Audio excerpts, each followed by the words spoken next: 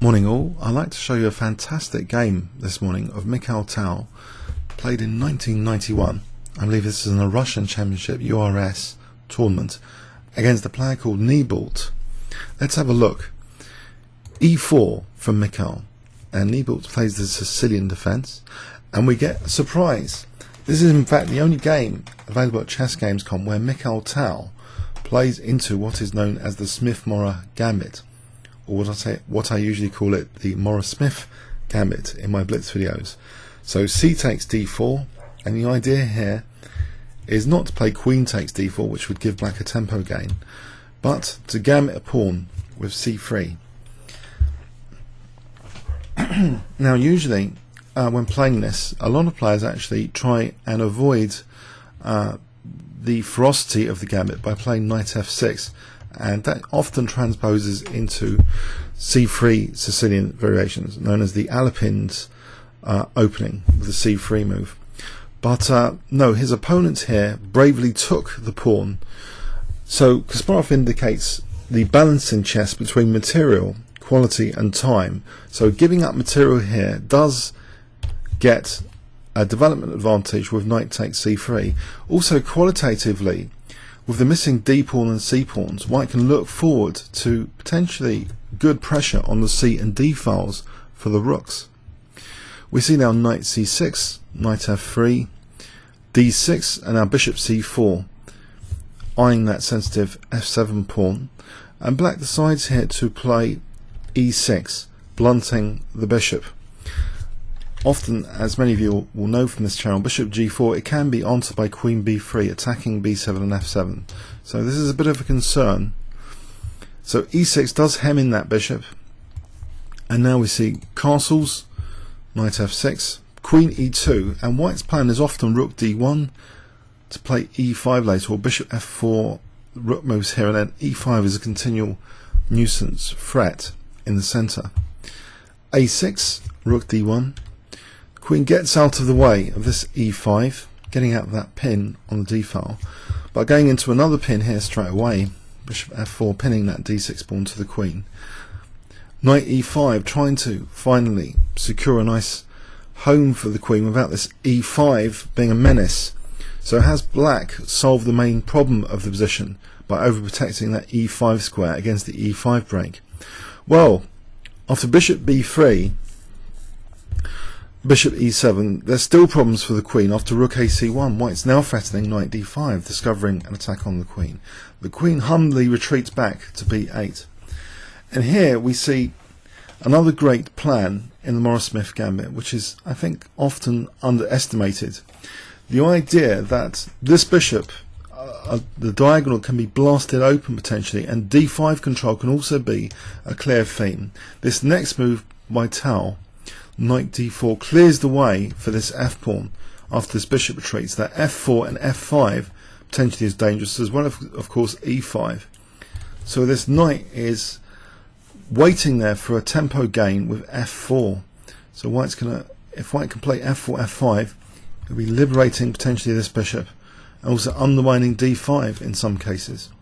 So black castles, and now bishop g3, really getting out of the way of the f pawn, without any concern here that this bishop can make use of this diagonal at the moment.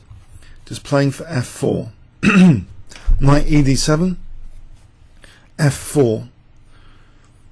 Okay, so the knight, although it got out of the way in advance, it's still a very, very tricky position. Dual threats of f5 and e5 here are uncomfortable for black. I think e5 here might be the more significant threat in this position. Okay, so here black reacted quite badly. Possibly better moves than what was played. g6 trying to keep solid, or knight c5 and then g6.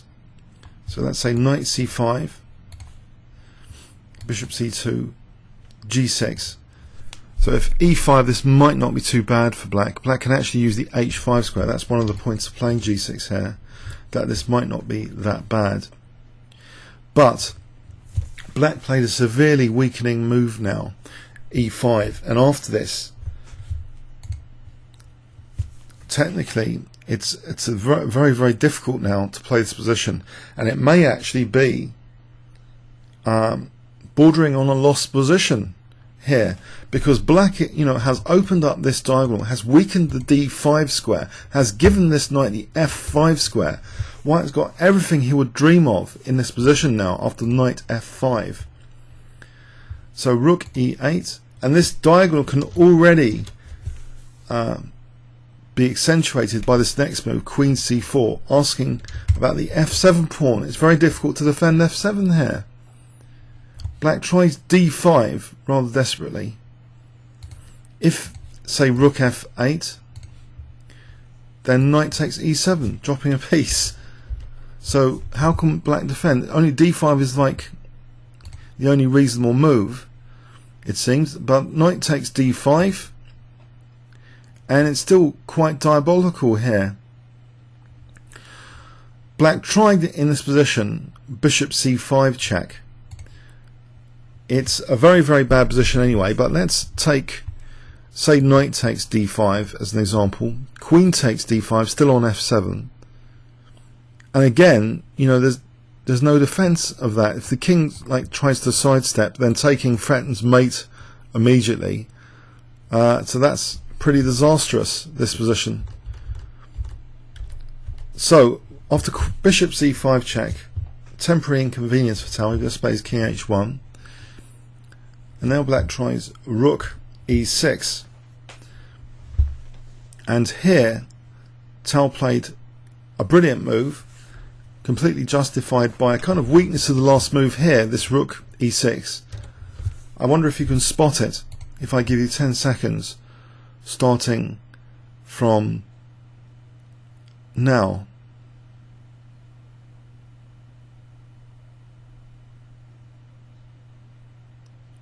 Okay, well, there's actually two very good moves, but the move Tal played is the most brilliant. Queen takes c5, queen sacrifice. If knight takes c5, then the idea is not knight e7 check, but actually just knight takes f6, with this back row being a disaster here. For example, like this, the back row conjunction with the knight on f5, stopping that use of g7, its mate. So this is absolutely disastrous for black, this position. Okay, another good move though is also knight takes f6 check. So if knight takes, then I think just rook d8 check looks crushing, or anything's really quite crushing here. F takes e5. Rook takes e8 again for queen takes f7 here. It's absolutely crushing. It's all over really. This is bad news that this queen sack absolutely works here. Black tried knight takes d5, and now we see rook takes d5. Again, the back row so weak the knight can't take. Black tried e takes f4. We have check, king f8, and now rook takes d7, so preparing for knight c6 check to win the queen, but even more effective than knight c6 check because that would allow queen d6. So our first plays bishop takes e6, so now that knight c6 check without queen d6 is threatening to win the queen. End of game in this position. Black resigned. A devastating win with the Morra-Smith, or rather Smith-Morra Gambit. Let's have a quick overview of that again. So Tal played with natural development, and as though this e5 was threatened, black's play was designed around holding up e5, but then came the second wave plan from white, which I enjoy using a lot in blitz, is f4 f5. So here it's a kind of delayed f4 f5 after the move knight d4 is played soon. It's a prelude for just using this kind of undermining strategy for the pawn chain, undermining black's control of the d5 square, trying to break open this bishop on the diagonal. It's a very, very strong plan just to get out get the bishop out of the way, looking forward to the tempo gainer anyway. But that seemingly strong knight on e5. But the downside of it is the knight's a source of tempo gain. So black gone out of the way here. But with precise play, maybe, you know, black might actually be okay, but not with e5. Either g6 or knight c5. g6 here, e5 again. We've got this use here of the h5 square, and okay, this still might be a little bit dangerous. For example, knight takes e6. This engine line is quite dangerous, but it's only actually, it looks dangerous, but it's only a small advantage for white technically. Although that seems hard to believe, but in fact it may be the case that black has sufficient resources here. But black played the disastrous, absolutely disastrous e5, and after that the position here at move 15 is absolutely lost after knight f5. If the bishop goes back, then d6 drops off, so rook e8 was played, and now just queen c7 is a very, very powerful move.